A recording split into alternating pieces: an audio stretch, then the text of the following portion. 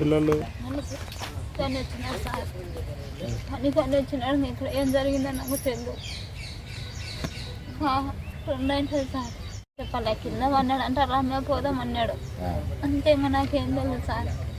ఆ పిల్లడే సార్ నన్ను బతికిచ్చేది. మా ఆయన తాడిపోతాడు. వాడు పని చేసి మమ్మల్ని అందరినీ సాగుతున్నాడు సార్.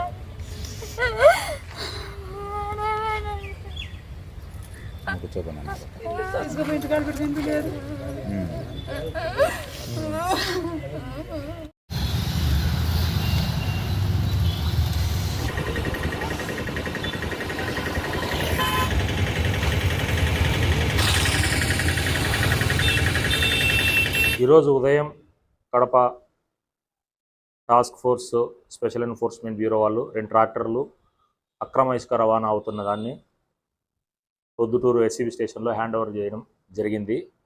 అదేవిధంగా ఇక మీదట అక్రమ ఇసుక రవాణాపై ఉన్నతాధికారుల ఆదేశాల మేరకు చర్యలు తీసుకొని తప్పకుండా కేసులు నమోదు చేసి ఇసుక రవాణాను ఆపడానికి కృషి చేస్తాము. దీంట్లో కూడా పబ్లిక్ యొక్క సహకారం అనేది చాలా అవసరం.